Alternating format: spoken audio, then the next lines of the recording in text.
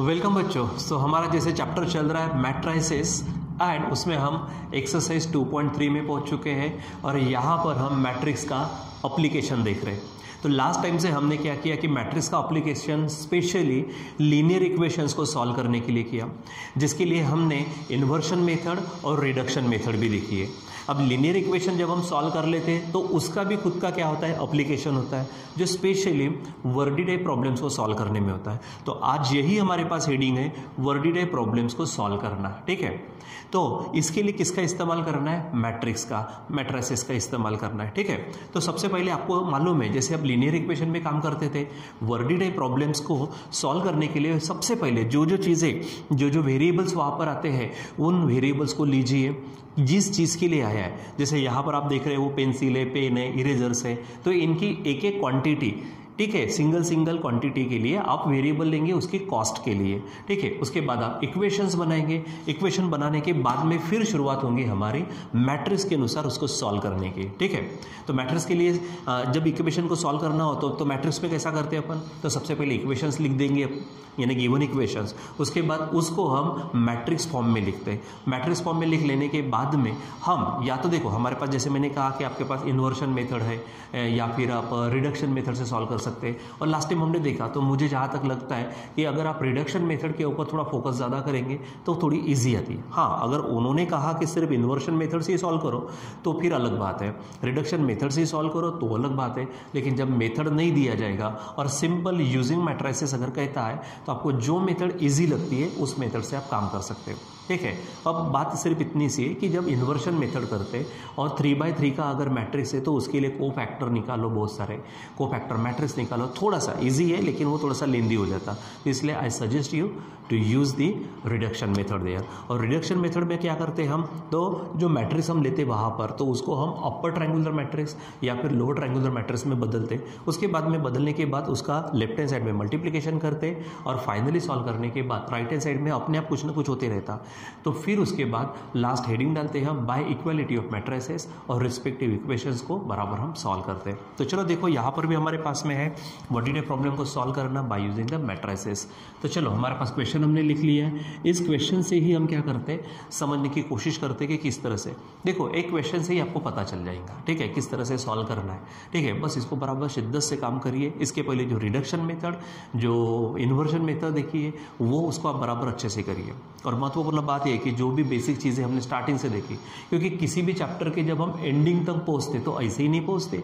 जब स्टार्ट होता है चैप्टर तो उसको बेसिक लेवल पर देखते हैं हम, उसके अंदर में कुछ मेथड्स होती है, उन मेथड्स को समझते हम फाइनली उसके एप्लीकेशन तक पहुंचते। तो चलो यहाँ पर भी ऐसा ही है। तो बहुत सारी चीज़ें ऑलरेडी हमने पढ़ी हुई है, आप उसको बराबर करिए और यहाँ पर समझने की कोशिश भी करिए।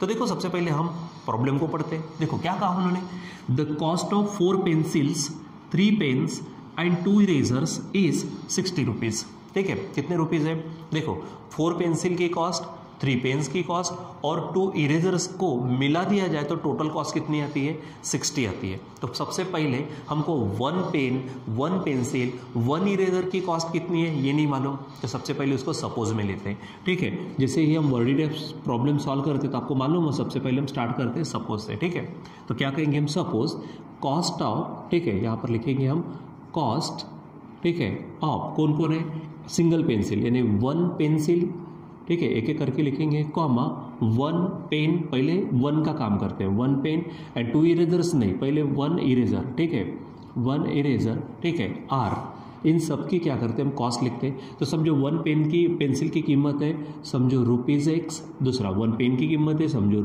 ₹Y और तीसरा 1 इरेजर की समझो है ₹Z रिस्पेक्टिवली। ठीक है, ये इस तरह से काम करते हैं। फिर उसके बाद में इक्वेशंस बनाते हैं। बच्चों अगर बात लीजिए कि मुझे 1 पेंसिल के लिए, ठीक है, 1 पेंसिल के लिए अगर ₹5 खर्चा करने होते तो मुझे 3 पेंसिल के लिए करना होगा कितना, तो यस आप 3 5 क्या बोलेंगे 15, यानी आप सिंपली 1 के लिए जो कीमत है वो और जितनी क्वांटिटीज़ है उसको मल्टीप्लाई करते हैं। वैसे यहाँ पर 1 पेंसिल की कॉस्ट तो हमारी X है, लेकिन स्टार्टिंग में सबसे पहली कंडीशन में कितनी पेंसिल है 4, तो आप 4 से क्या करेंगे मल्टीप्लाई। ठीक है, तो 4 से मल्टीप्लाई करेंगे तो 4X y है 1 पेन की, ऐसे 3 पेन है तो 3y हो जाएगा। 1 इरेजर की कीमत है हमारी z, ऐसे 2 इरेजर्स है तो वहाँ पे हो जाएगा 2z, और ये पूरा मिलाकर, ठीक है, यानी 3, देखो यहाँ पर क्या है, 4 पेंसिल का 4x होगा, ठीक है, 4x होगा 3 पेंसिल का, ना 4 पेंसिल का 3 पेन्स का हो जाएगा हमारे पास में 3y हो जाएगा, और z है ऐसे कितने हैं, 2 इरेजर है तो उसके लिए हो जाएगा 2z, ठीक है। अब इन सबको अगर कंबाइन कर दें तो फाइनली आपको कितने रुपये देने पड़ेंगे, 60 रुपीज़ देने पड़ेंगे, ठीक है। तो सिंपली यहाँ पर क्या करना है, जो यहाँ पर क्वांटिटीज़ दी है उससे आप जो वन सिंगल आइटम की जो कॉस्ट है उसको डायरेक्ट मल्टीप्लाई करते चलो, और फाइनली जो आंसर होगा वो इज इक्वल टू करके लिख दो तो आपको इक्वेशंस मिल जाएंगे। यानी हम यहाँ पर करेंगे, ठीक है, बाय द कंडीशंस, ठीक है, कंडीशन से हम यहाँ पर इक्वेशंस बनाते हैं। नंबर 1, पहली ये कंडीशन देखो, 4 पेंसिल्स है, पेंसिल के लिए x है मतलब 4x प्लस 3 पेन्स है, पेन्स के लिए y है यानी 3y प्लस z किसके लिए है, इरेजर के लिए, ऐसे 2 है यानी 2z is equal to total कितने रुपए देने पड़ रहे हैं हमको, 60 हो जाएगा।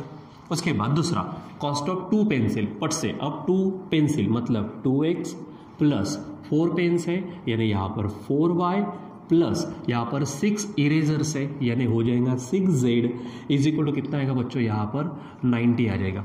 बच्चों यहाँ पर एक काम कर सकते हैं, देखो यहाँ पर तो हम क्या नहीं कर पाए, यहाँ पर 4 है 3 है 2 है तो किसी एक को डिवाइड नहीं कर सकते, लेकिन यहाँ पर 2, यहाँ पर 4 है, यहाँ पे 6 है तो इसको हम डिवाइड कर सकते हैं, तो इसको डिवाइड कर देते हैं। मान लीजिए कि ये इक्वेशन फर्स्ट है हमारा, ठीक है, यहाँ पर डिवाइडिंग बाय 2 कर लो, तो डिवाइडिंग बाय 2, क्योंकि इससे क्या होता है कि हमारे नंबर्स कम होते हैं और हमको कैलकुलेशन के लिए थोड़ी सी आसानी हो जाती है। तो यहाँ पे 2 से डिवाइड करेंगे तो 2 1 जा, ठीक है, यहाँ पे 2 2 जा, और यहाँ पर होगा 2 3 जा, ठीक है, और इज इक्वल टू 90 को 2 से डिवाइड करेंगे तो 40y आ जाएगा।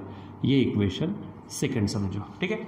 चलो अब तीसरी कंडीशन क्या है, आगे कितना है, ये 90 हो गया, whereas cost of 6 pencils 2 pens and 3 eraser. 6 pencil का मतलब होगा हमारे पास में 6x प्लस 2 पेन्स का हो जाएगा 2y प्लस यहाँ पर 3 इरेजर से यानी होगा 3z, और इज इक्वल टू हमारे पास होगा 70। ये इक्वेशन थर्ड है, ठीक है। तो ये आपको ध्यान में रखना है। चलो अब हमारे इक्वेशन तैयार हो गए, यानी हमने जैसे बोला था ना गिवन इक्वेशंस, तो ये हमारे लिए अभी क्या हो गए, गिवन इक्वेशंस हो गए, ठीक है। चलो अब हम क्या करेंगे, ये 1 2 3 जो इक्वेशंस है इनका हम मैट्रिक्स फॉर्म लिखेंगे, ठीक है, यानी क्या बोलेंगे यहाँ पर हम मैट्रिक्स फॉर्म ऑफ इक्वेशंस। कौन से इक्वेशंस है, 1 2 एंड 3। अब इसमें आपको परेशानी नहीं जानी चाहिए क्योंकि हमने इसके पहले देखा हुआ है। सबसे पहले तीनों इक्वेशन से, इक्वेशन 1 से, इक्वेशन 2 से और इक्वेशन 3 से हमको मैट्रिक्स बनाने होते हैं। पहला मैट्रिक्स रहता है मैट्रिक्स ऑफ कोएफिशिएंट, आप लास्ट वीडियो में देख सकते हैं, लास्ट क्लास में हम पढ़े हैं और आपने प्रैक्टिस भी की होगी, ठीक है।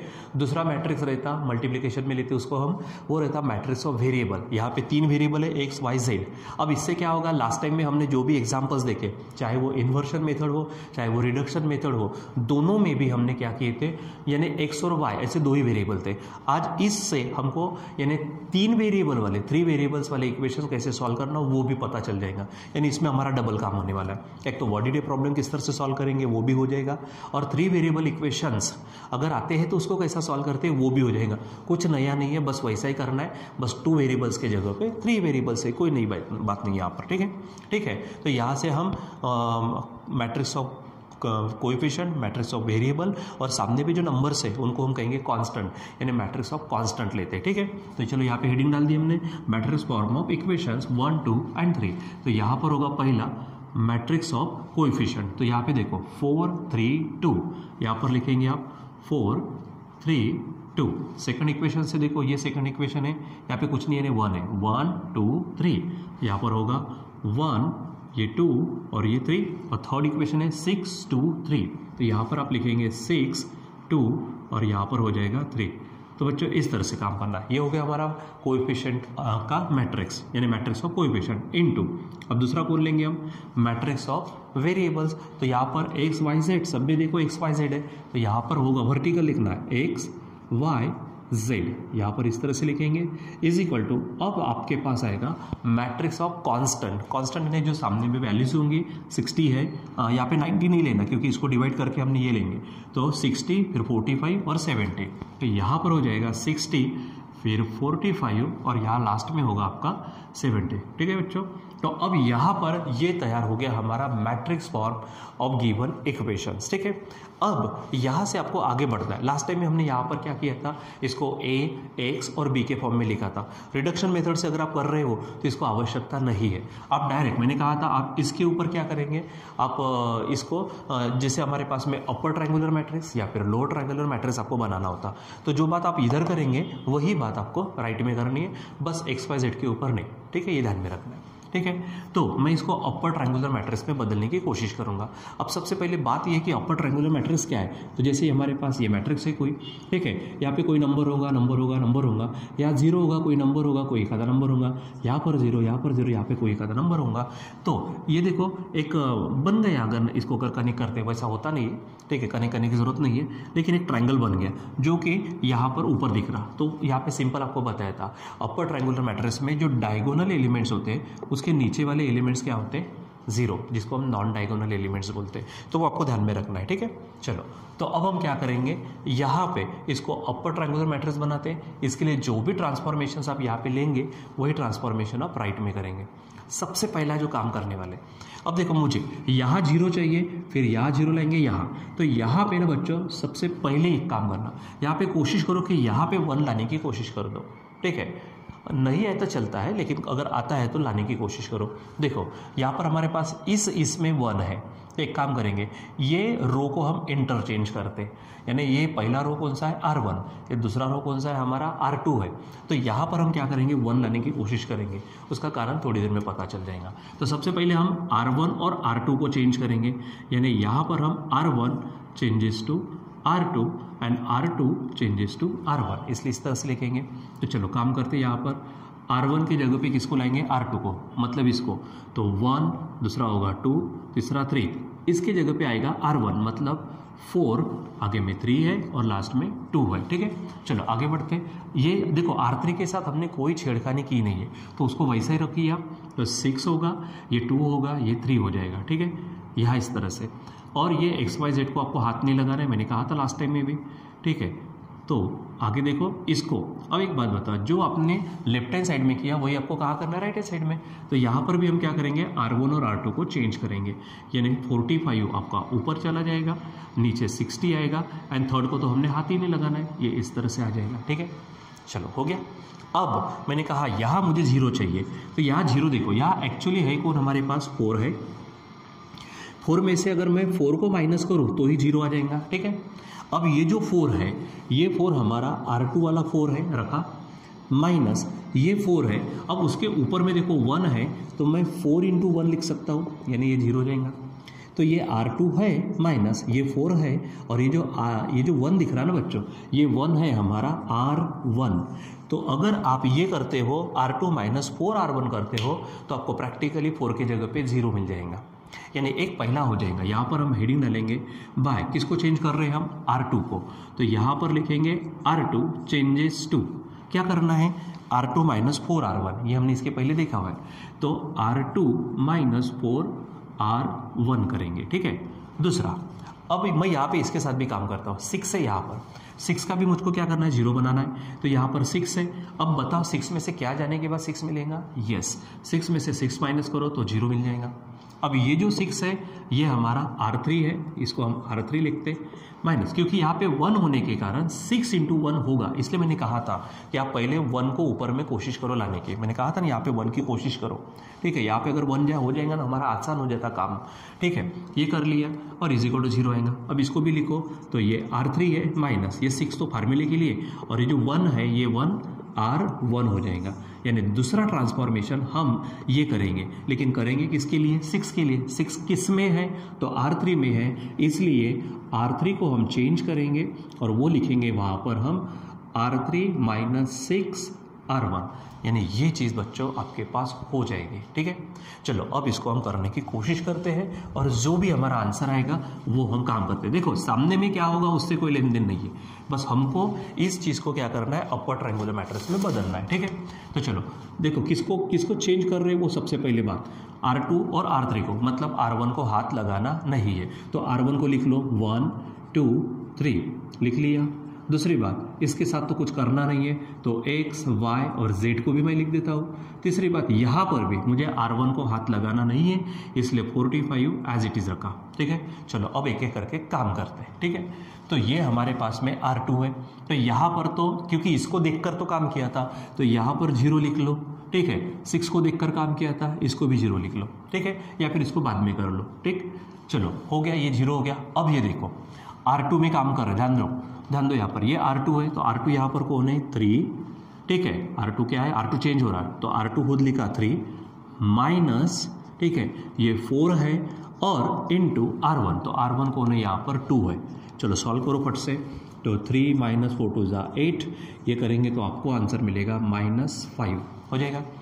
फिर से यहाँ पर काम करना है, तो यहाँ पर R2 क्या है, R2 है 2 माइनस ये 4 है आपके पास इनटू R1, तो R1 यहाँ पे क्या है 3 है। आप काम करो तो 2 माइनस ये 12 होगा, तो आंसर आएगा आपके लिए -10 हो गया। अब उसी प्रकार सामने में चलो, यहाँ पर क्या है R2 के लिए काम कर रहे हैं हम। ठीक है, ये 60 है, ये 60 लिखा माइनस यहाँ पर हमारे पास में 4 है, 4 लिखा। ठीक है, फिर R1 है, तो R1 है हमारे पास इनटू 45, काम करना शुरू करो। तो यहाँ पर ये 60 माइनस, अगर 4 से मल्टीप्लाई करें 4 5 = 20 बचे 2, 4 = 16 और 2 बनेंगे 18। ठीक है, अब 180 में से 60 जाएगा तो आंसर आएगा हमारे पास 120, लेकिन बड़े नंबर का साइन होने के कारण -120। ठीक है, इस तरह से आप इसको लिखेंगे। अब हमारे पास में थर्ड रो के लिए काम करना है। ठीक है, तो चलो थर्ड रो के लिए भी काम कर लेते हैं। ऑलरेडी हमने वहाँ पे लिखा हुआ है थर्ड रो के लिए क्या है, तो थर्ड है। ठीक है, तो यहाँ पर देखो इसको देखकर काम किया था ना, तो ये 0 तो फिक्स हो गया। ठीक है, अब ये R3 - 6 R1, R3 देखो यहाँ पे लिख देता हूँ मैं, R3 - 6 R1 है, तो R3 को चेंज कर रहे थे। यहाँ पे R3 में कौन है, R3 में 2 है माइनस ये 6 है। ठीक है, और यहाँ पर R1 कौन है, उसका ही R1 देखो, तो ये 2 है। ठीक है, सॉल्व करो तो ये 2 माइनस ये होगा 12, फाइनल आंसर होगा -10। So we write here -10। ठीक है, इसी प्रकार अब हम काम करेंगे किसके लिए, यहाँ पर ये 3 देखो R3 क्या है, यहाँ पर ये 3 हुआ -6 और ये R1 इसके लिए R1 कौन बनेगा, 3 बनेगा। सॉल्व करो तो 3 माइनस ये 18, आंसर होगा हमारा -15 हो गया। चलो फिर से आगे के लिए, यहाँ पे हाथ नहीं लगाना, यहाँ पर, तो यहाँ पर R3 कौन है, इट इज़ 70। ठीक है, माइनस ये 6 और R1, तो इसके लिए R1 कौन है 45। ठीक है, सॉल्व करेंगे इसको, तो ये आपका हो गया 70 माइनस 6 5 = 30 बचे 3, 6 4 = 24, 24 और 3 बन जाएगा 27। ठीक है, माइनस करने के बाद आपको मालूम है यहाँ पे बड़े नंबर का साइन होगा, 70 गए तो 200 आपको यहाँ पर मिल जाएंगे। ठीक है बच्चों, तो इस प्रकार से हमारे पास में 2 0 आ गए। फिर भी ये हमारा अपर ट्रायंगुलर मैट्रिक्स नहीं बना, क्योंकि अपर ट्रायंगुलर मैट्रिक्स बनाने के लिए मुझको फिर से इस -10 को हटाना पड़ेगा। तो मेरे भाई अब यहाँ पर -10 है ना, तो -10 को 0 करना है, तो मैं उसमें क्या करूँगा, +10 करूँगा। ओके, तो दैट विल बी 0। अब ये -10 तो मेरे भाई हमारे R3 के हैं। ठीक है, अब यहाँ पर प्लस होना चाहिए। अब 10 की बात करते हैं तो हमारे पास में मैं R1 से काम नहीं कर सकता। अब बोलेंगे सर क्यों नहीं कर सकते, इजी है। अरे भाई जब R1 से काम करूँगा तो उसमें कोई नंबर होगा, वो नंबर यहाँ पर आएगा तो फिर से R3 यहाँ का गड़बड़ हो जाएगा, तो नहीं कर सकते अपन। हम काम करेंगे हमारे R2 से, क्योंकि यहाँ 0 है, 0 के साथ कुछ भी छेड़खानी कर दो तो काम फर्क नहीं पड़ेगा हमको, तो मैं इससे जाता हूँ। ठीक है, तो यहाँ पे -5 है और यहाँ पे +10 करने हैं। ठीक है, तो मैं पहली बात तो यहाँ पर -5 इंटू, ठीक है, इंटू क्या कर लेता हूँ मैं, 2 कर लेता हूँ। ठीक है, लेकिन चेक करते हैं अपन पहले, -5 इंटू 2 करेंगे तो -10 होगा, जबकि यहाँ पे पॉसिबल नहीं है, इसलिए एक काम करेंगे अपन, इस प्लस को हटाकर माइनस करेंगे। अब चेक करो आप, ठीक है, चेक कर लो, ये -10 R3 का हो गया, 10 है यहाँ पर, तब तो हमको 0 मिलेगा ना, तो माइनस माइनस प्लस होगा। ठीक है, माइनस माइनस प्लस और 5 2 10 आ जाएगा हमारे पास में, तो यहाँ पर ये +10 होगा, ये -10 कैंसल, तो यहाँ पर आपको लिखना है तो आप थोड़ा सा ऐसा बता दीजिए, ठीक है। और फिर आप इसको लिखिए, ये है हमारे पास R3, ठीक है। ये -5 यानी कौन है हमारा, देखो ये 2 तो मल्टीप्लिकेशन के लिए, -5 कहाँ से आ रहा है, R2 से, तो यहाँ पर लिखेंगे R2। यानी हम किसको चेंज करेंगे, तो खुद R3 को चेंज करेंगे। कैसे, तो R3 माइनस ट्वाइस R2 से, यानी हमारा ट्रांसफॉर्मेशन होगा बाय R3 चेंजेस टू, कहाँ पे चेंज हो रहा वो, तो खुद R3 रहेगा माइनस ट्वाइस R2 ऐसा करना पड़ेगा, ठीक है। आप इसको बराबर समझने की कोशिश करना। एक बार फिर से मैं आपको समझाता हूँ, ठीक है। देखो यहाँ पर -10 है, -10 का बनाना है 0, क्या बनाना है हमको 0, तो इस पर क्या करना पड़ेगा, +10 ऐड करेंगे। इस -10 को हाथ मत लगाओ क्योंकि उसी को बदलना है। अब ये 10 है तो ऊपर पहले रो से काम नहीं कर सकते क्योंकि यहाँ पे ये नंबर इसको और चेंज कर देगा, इसलिए हम इससे काम करेंगे। यहाँ पर हमारे पास कौन है, -5 है, ठीक है। तो -5 × 2 अगर करते हैं तो हमारा काम बन जाएगा, ठीक है। यहाँ पे थोड़ा स्टार्टिंग में लिखता हूँ मैं, -5 है, ठीक है, इंटू मैं क्या करता हूँ 2 करता हूँ, ठीक है। लेकिन ये माइनस प्लस माइनस होगा, हमको तो प्लस चाहिए, इसलिए यहाँ पर आप माइनस करेंगे =0। अब ये -10 यानी कौन है भैया, ये है R3, ये माइनस, ये 2 मल्टीप्लिकेशन के लिए मल्टीपल है वो, और -5 कौन है, R2, तो यहाँ पर R2 हो जाएगा। इसलिए R3 changes to R3 minus twice R2, इसको आपको बराबर ध्यान में रखना है, क्योंकि ये नहीं समझाना भाई तो फिर आप ये इक्वेशन भी सॉल्व नहीं कर सकते, ठीक है। तो चलो अब सॉल्व करते हैं। थोड़ा रफ में ले लेता हूँ मैं फिर से। अब एक बात बताओ, मैं किसको चेंज कर रहा हूँ, R3 को, यानी R1 और R2 को हाथ ही नहीं लगाना है। तो पहला है 1, ठीक है, 2, 3, ये हमने लिख के रख देना है R1। दूसरा भी लिख के रखो 0, -5 और -10, ये भी हो गया, ठीक है। पूरा काम करके रख दो, सिर्फ जहाँ पे चेंज करना है वही करेंगे हम, Z, ठीक है। यहाँ पर भी R1 45 जैसे का तैसा, ये -120 जैसे के तैसे, बस R3 को बदलना है। तो यहाँ पर तो कोई फर्क ही नहीं पड़ेगा, क्या है, transformation R3 minus twice R2 है। तो देखो R3 क्या है, 0 है, -2 × ठीक है, ट्वाइस क्या है R2, ठीक है। तो ट्वाइस R2, तो खुद R2 कौन है, 0, कोई क्या फ़र्क पड़ने वाला है, कोई नहीं। दूसरी बात, इसी को देखकर काम किया था ना भैया, यहाँ पे 0 लाने के लिए तो काम किया था, तो फिक्स्ड है, एकदम फिक्स्ड है, यहाँ पे 0 जाएगा, ठीक है। फिर लास्ट में इसको चेक करो यहाँ पर, तो यहाँ पे क्या है, R3 क्या है, -15। देखो R3 कहा मैंने, -15, ये माइनस, ये 2 × R2, इसके ऊपर का R2 कौन है, -10 है, ठीक है। सॉल्व करो, ये -15 माइनस प्लस 10 × 2 = 20 होगा। सॉल्व करेंगे तो 20 - 15 यानी ये आ जाएगा आपका 5, आ गया। चलो और आगे में बाकी है यहाँ पर, तो यहाँ पर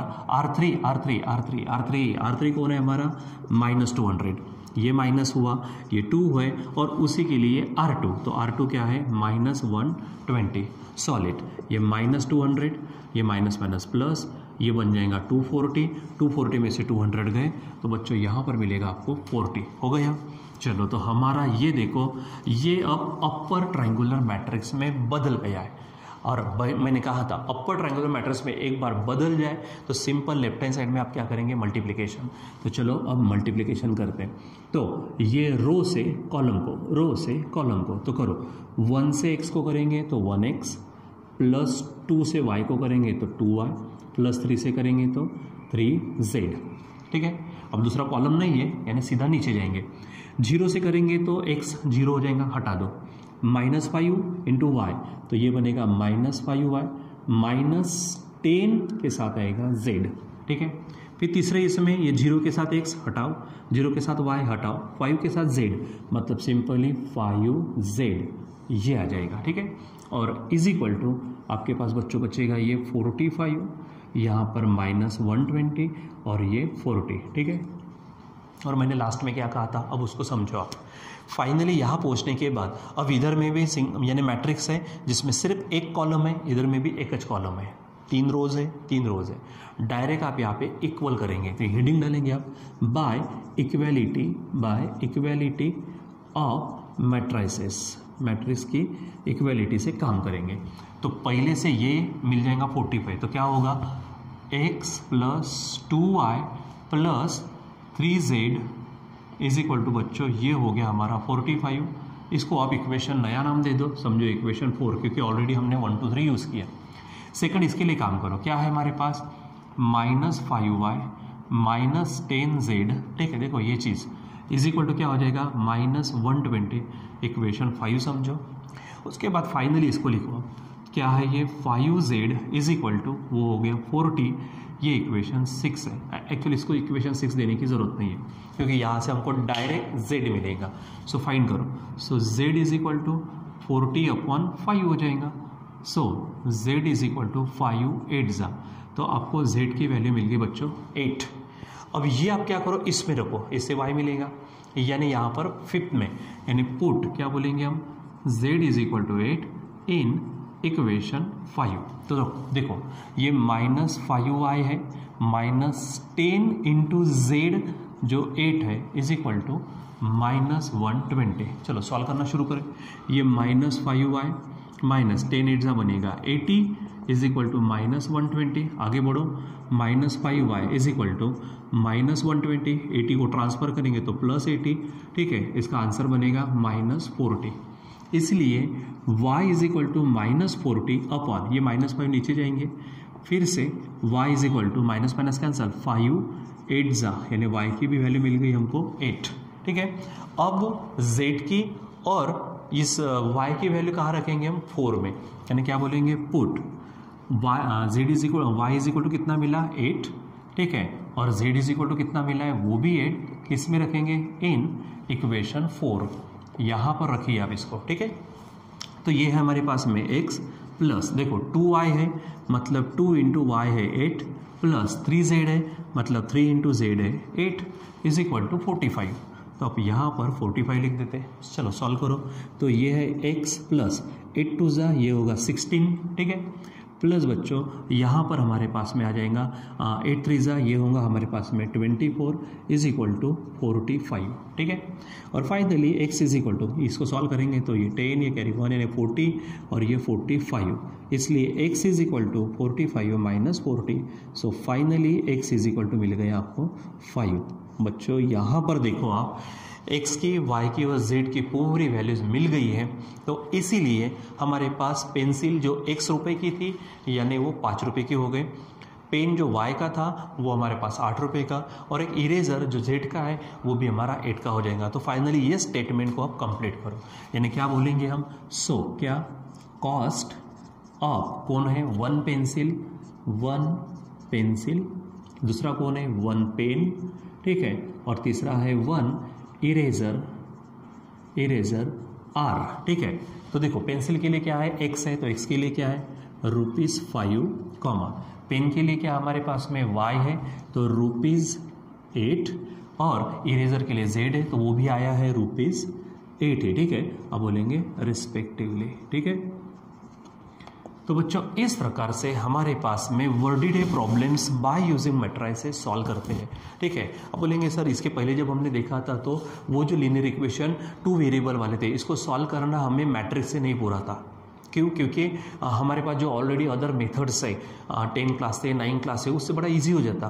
तो फिर हम ये पढ़े क्यों, क्योंकि बच्चों जब 3 इक्वेशन यानी 3 वेरिएबल वाले इक्वेशंस पढ़ते ना, वहाँ हमको परेशानी होती है, तो उसको इजीली हम किससे बराबर अच्छे से समझ सकते हैं, मैट्रिक्स है। तो इस तरह से अगर आप सॉल्व करते हो, देखो इन्वर्शन मेथड करते ना तो बेवजह की हमारे क्या कोफैक्टर मैट्रिक्स बाकी की चीज़ें निकालने में हमारा समय जाता, ठीक है। तो इससे अच्छा है कि आप रिडक्शन मेथड करो, आप अपर ट्रायंगुलर मैट्रिक्स या फिर लोअर ट्रायंगुलर मैट्रिक्स अगर यूज़ किया आपने तो भी काम बन जाता है, ठीक है, बस बराबर ढंग से करो। लेकिन ये मेथड अगर आपको समझनी तो इसके पहले रिडक्शन मेथड से और उसके पहले इन्वर्शन मेथड से linear equation bye using matrices कैसे सॉल्व करते वो आपको पहले समझना पड़ेगा, ठीक है। अगर आपने समझा है तो आप इसको हाथ लगाइए, नहीं तो मैं आपको सजेशन दूंगा कि पहले आप उसको भी पढ़िए, ठीक है, तब जाके आपको ये समझेगा, ठीक है बच्चों। तो यहाँ पर हमारे एप्लीकेशन ऑफ मैट्रिसेस में जो टॉपिक चल रहा था लीनियर इक्वेशन को सॉल्व करना, अब उसका भी आगे का worded problem by linear equation by matrix method solve करना, ये हमने देखा हुआ है। तो यहाँ पे एक तरह से हमारा चैप्टर क्या होता है, कंप्लीट होता है, लेकिन हमारे पास में इन्वर्स निकालने के लिए और ट्रांसफॉर्मेशन मेथड बाकी थी, यानी रो ट्रांसफॉर्मेशन और कॉलम ट्रांसफॉर्मेशन, ठीक है। तो उसको हम कभी बाद में लेने वाले, ठीक है, सो उसको कंटिन्यू करेंगे ही हम बाद में। तो अभी के लिए यहाँ पे रुक जाते हैं, टिल देन बाय।